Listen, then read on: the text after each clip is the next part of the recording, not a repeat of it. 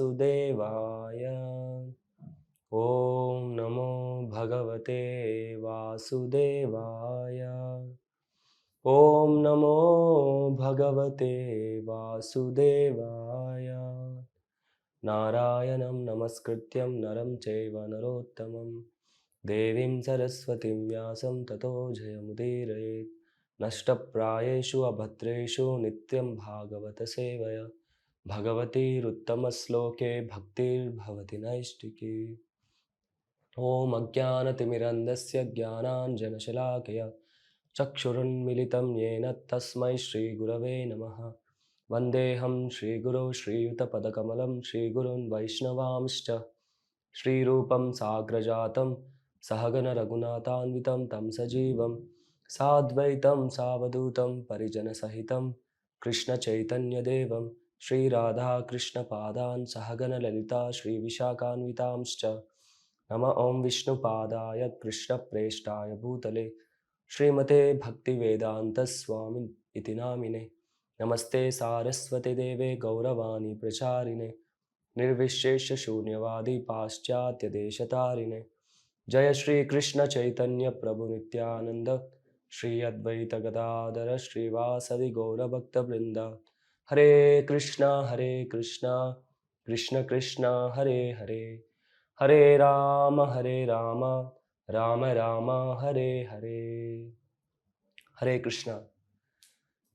So today I am going to speak about the transcendental teachings of Prahlad Maharaj from Srimad Bhagavatam, Canto 7, chapters 5 and 6. In these both chapters, there are all the main teachings of Prahlad Maharaj mentioned. And then later comes the prayers to Lord Narasimha. So firstly, Prahlad Maharaj is Bhagavata Uttama. So Prahlad Maharaj has taken birth in a Daitya family, Hiranyakasipu's family. Hiranyakasipu is a very big demon who conquered all the three worlds. So this is mentioned in Srimad Bhagavatam. So Prahlad Maharaj is glorified by his own spiritual master, Sri Narada Muni. So this was discussion between Narada Muni and Narada Muni instructing Yudhishthira Maharaj in the Rajasuya Yajna at that time. So Narada Muni personally is glorifying his own disciple, Prahlad Maharaj. So it's so wonderful that he's glorifying the devotion of Prahlad Maharaj here. So Prahlad Maharaj instructions and the divine instructions which are mentioned in Srimad Bhagavatam are very, very important to each and every one of us. Because his instructions are very, very clearly mentioning what is this material life, what is this, who we are, why we are here in this material world, what is material life, and whose shelter we have to take. So Prahlad Maharaj very clearly, he speaks in his instructions. So if we go into the story, so Hiranyakasipu, he sends his son Prahlad Maharaj to school to make him educated in all material education, all the best education, material education. We also send our children to the school. These modern schools are also similar to Hiranyakasipu's sending school, because the ritualistic guru of Hiranyakasipu, Shukracharya's both sons, Shanda and Amarka, were the teachers of Prahlad Maharaj. So they were teaching Prahlad Maharaj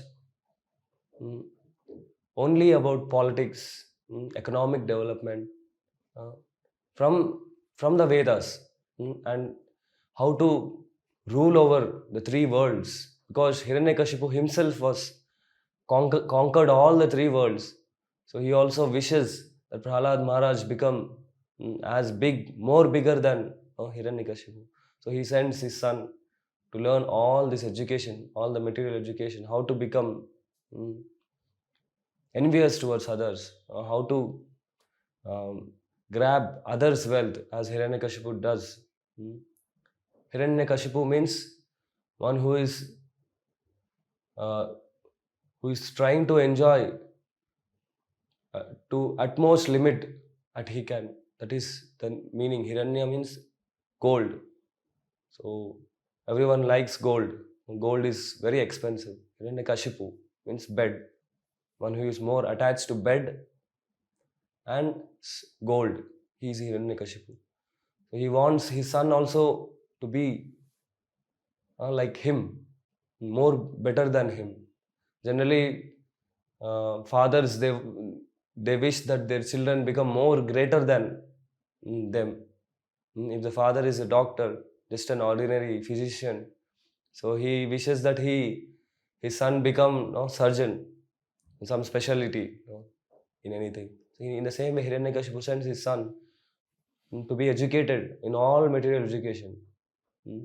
So Shanda and Amarka, along with the other classmates of Prahlad Maharaj, they used to teach from the Vedas the best education, the so-called best education, to what is politics and what is economic development, how to develop economically, how to rule. So in all these subjects, Prahlad Maharaj was educated. So once upon a time, then Prahlad Maharaj was taken to Hiranyakashipu. Hiranyakashipu, with full love and affection towards his son, he takes his son and makes him sit on his lap, and with with with words of affection, he says, "My dear son, Prahlad, what you have learned, the best thing which you have learned, kindly please tell me what you have learned." In the same way, we also ask our kids when we send them to school, when they come back, we also ask, "What did you learn today?" So, in the same way, Hiranyakashipu also is asking his son Prahlad, "So what did you learn?" So then Prahlad replies. He starts his first most important teachings from Srimad Bhagavatam. This very wonderful sloka. Tat sadhu manye suryavarya dehinam sada samudvigna diyam asatgrahat hitvatma patam grahamandakupam vanam gato yet darimashrayeta. So Prahlad Maharaj says, "O king of the demons," when Prahlad Maharaj says this first line, Hiranyakashipu becomes very happy, because when we glorify the demon as a demon, the greatest demon, he will become very, very happy. The same way Hiranyakashipu became very happy when he heard this. Then the next line comes, "Tat sadhu manye suravarya dehinam sada samudvigna diyam asadgrahat." So Sadha, these materialistic people in this material world are always engaged in gratifying their senses, gratifying their engrossed in these material activities, in this material with this material body. So, and they are bound in this andakupam. Andakupam means the dried well where there is no water, and they are trying to search out water. The same way in this material world, materialistic people, they are searching after happiness. Krishna says in Bhagavad Gita, "Dukkhalayam ashashvatam." Dukkhalayam means this material world. Krishna, just with two words, he clarifies, he summarizes what is this material world. Material Dukkhalayam. So here we are trying to search out happiness. Each of us, we are trying to in search of happiness. But we are trying to search happiness in the wrong way. Just like if you take out the fish from the water and if you give all the best facilities. Mm. You can put that fish in the AC room, and you can also give a female fish. You can give all kinds of soft drinks, all kinds of palatable dishes to the fish. Will that fish become happy? No, it will never become happy. What does the fish need to survive? Fish need is water. When you again leave that fish in the water, it will very happily, it will stay in the water. So that is the constitutional position of the fish. The same way, in this material world, all the living entities are part and as they're part and parcels of Krishna. Jiver Swarupohe Krishna Nityadas. They are part and parcel of Krishna. They are servants of Krishna. But we have forgotten this. And we are wandering in this material world, birth after birth, in search of happiness. In this material world also, in Shastras, it is said that this samsara dhava. Samsara dhava means the fire of material existence. And bhavasagara. Bhavasagara means ocean of material existence. And here Prahlad Maharaj says Andhakupam. The material world also is Andhakupa, where there is no Andhakupa means well, where there is no dried up well, where there is no water, in search of water. So we are being kept in this Andhakupam in search of water, but actually there is no water. So here Prahlad Maharaj says one have to leave this so-called job of trying to get happiness in this material world and get the real happiness by leaving all these materialistic activities and go to Vana.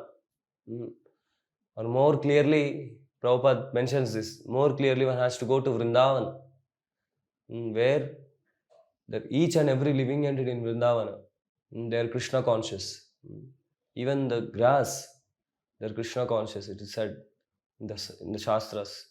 So when one goes to Vrindavan, so it is more easier to become Krishna consciousness. Prahlad Maharaj says this. Then in Hiranyakasipu becomes very furious. He becomes very angry. Immediately he calls Shanda and Amarka and he asks them, "Oh, what did you taught my son? Why is this glorifying my enemy?"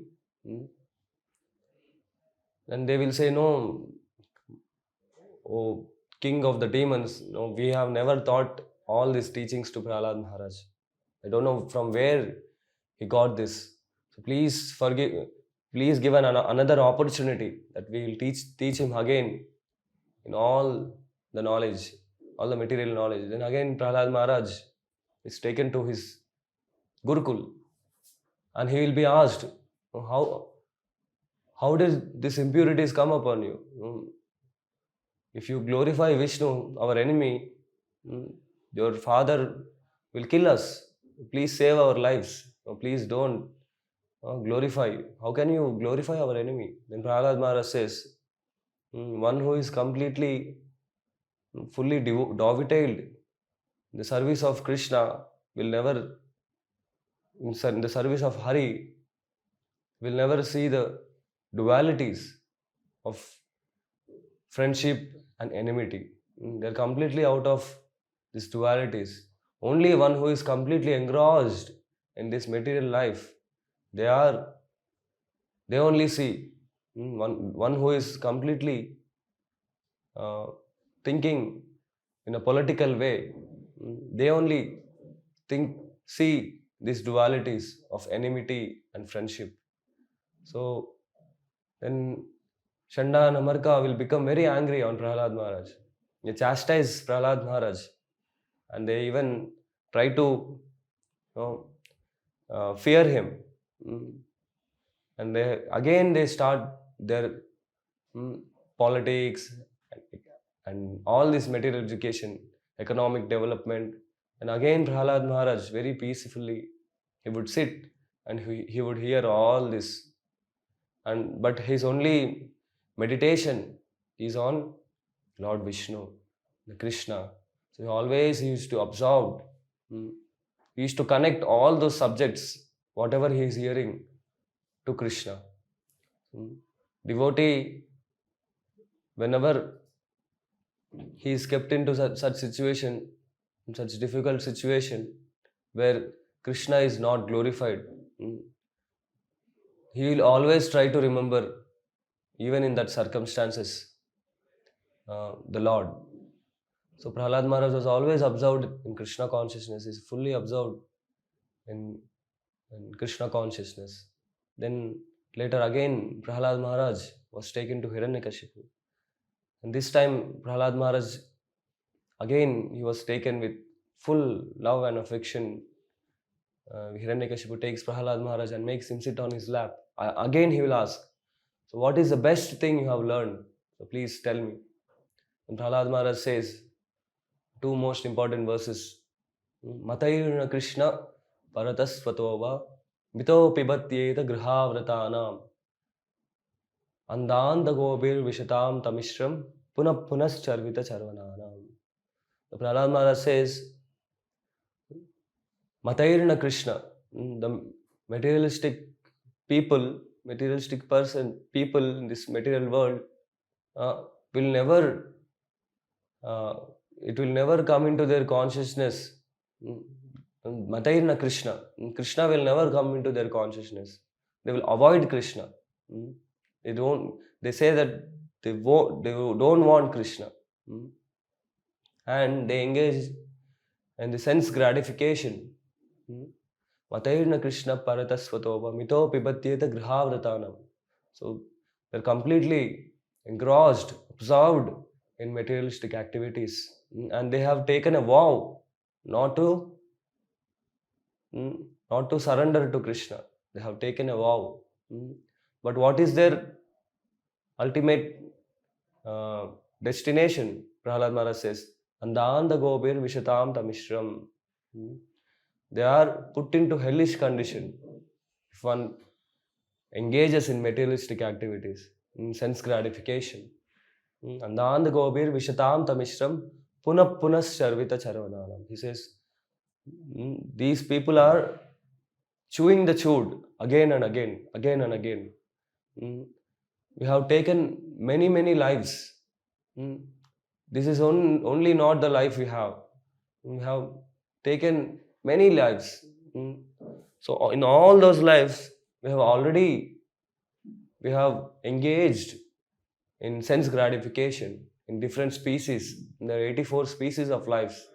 Jalaja navalakshani, stavara lakshavimsati, krimayor rudra sankhya kaha, pakshinam dasalakshanam, trimsal lakshani pashavah, chatur lakshani manavaha.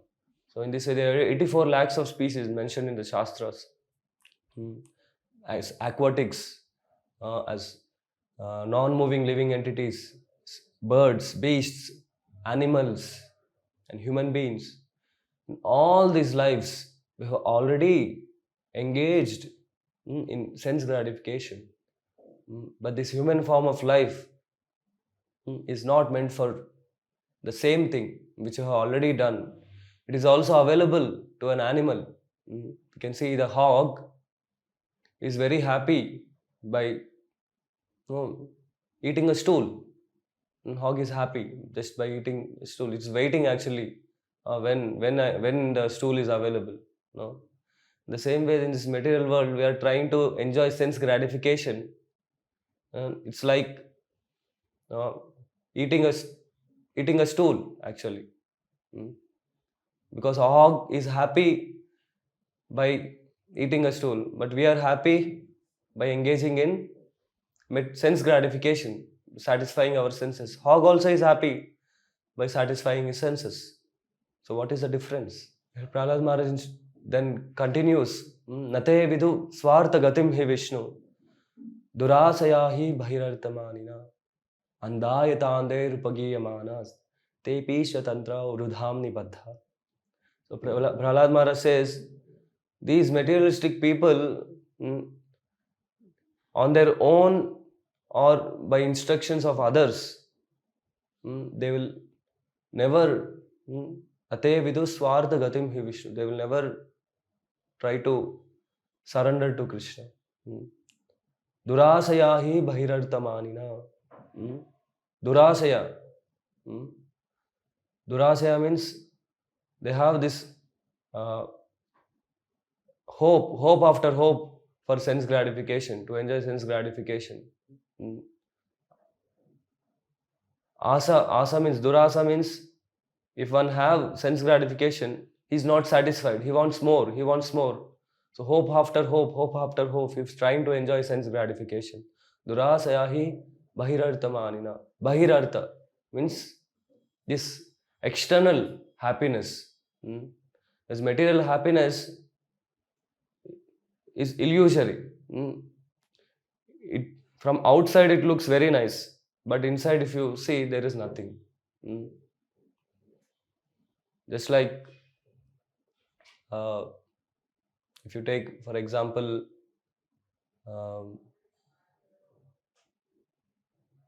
any object, any beautiful object in this material world, for example, any form which is very beautiful, the material which are made from material object, material elements, actually it is made of bhumirapo nalo vayu kammano buddhirevacha.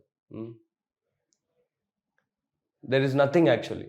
From externally it looks very beautiful, but when you see internally, there is nothing. In this material world, everyone is kept into illusion. It is said that when Brahma created all the human beings, so he saw that first he created man. So he saw that there was no illusion. There was no bewilderment. So then he created woman. Then he created woman. And the first woman he created, he got attracted. He personally got attracted. He got bewildered. So in this material world, everyone is attracted to woman. But Shankaracharya says that this form of woman is nothing but mucus, stool, urine, bile, all this very bad things which are there. So this material body is what we are attracted. So in this way, in this material, from externally, if you see, it is covered by skin very nicely, and they look very beautiful. But actually, there is nothing. There is no happiness. In this way, each of our senses is trying to get happiness in this material world. But even animal is trying to do the same thing, and we are also trying to do the same thing. So it is almost like same thing which we are doing. That's why Shastra says Dvipada Pashu. If one only engages in sense gratification like an animal, so animal has 4 legs. Okay, then you are 2-legged animal. Because we have 2 legs, so 2-legged animals. So that's why this human form of life is not meant for Bahirartha Manina.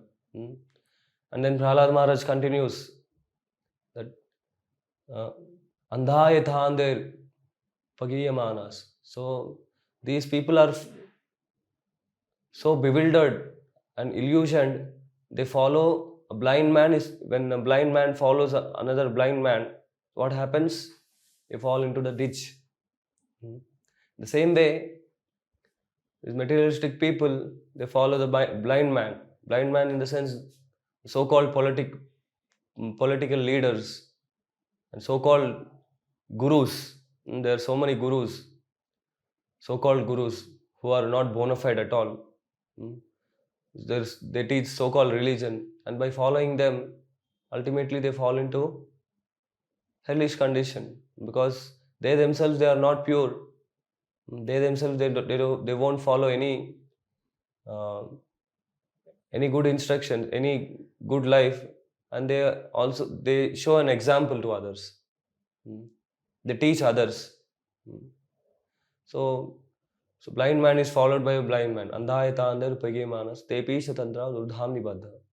So in this way, these materialistic people are engaged. Prahlad Maharaj says here. Then after hearing this, Hiranyakashipu becomes very angry. And immediately he orders his ministers and soldiers to immediately kill Prahlad Maharaj, his own son. So they will try in many ways. It is said in Bhagavatam that they will try in many ways to kill Prahlad Maharaj by throwing him from the hilltop, by trying to stamp him from by a madded elephants, intoxicated elephants, and he was kept in between of the poisonous snakes. He was thrown into the ocean, and he was given poison by his own father. And he was also kept put into the fire, but nothing. It is said that Hiranyakashipu even didn't touch his body hair on Prahlad Maharaj. So Prahlad Maharaj was always protected by Krishna, because Prahlad Maharaj is Abhaya, is fearless, because he is fully surrendered to Krishna. So we have to perfect our human form of life by surrendering unto Krishna. Sarvadharman parityajya mamekam sharanam vraja. Krishna says, leave all kinds of dharmas and just only surrender unto me. Sarvadharman parityajya mamekam sharanam vraja. Aham tvam sarva papebhyo mokshe chami masachaha. I will remove all your sins. Mokshe chami masachaha. I will liberate you. I will take you to my loka, Krishna says. Masuchaha, Krishna says, don't worry. So Prahlad Maharaj has complete faith on Krishna, complete dependence on Krishna. And Prahlada means one who has the layers of happiness, the thick layers of happiness. That is Prahlada. So he's always absorbed in Krishna consciousness. So by following the footsteps of our acharyas, by following Srila Prabhupada, by hearing from Srila Prabhupada, by following Srila Prabhupada, by chanting Hare Krishna, Krishna Krishna, Hare Hare, Hare Rama, Rama Rama, Hare Hare, we can easily, by taking shelter of devotees, we can easily cross over this ocean of material existence. So this Prahlad Maharaj instructions are very, very important in our life. So I pray that each of us will always remember his teachings and follow in their life. Hare Krishna.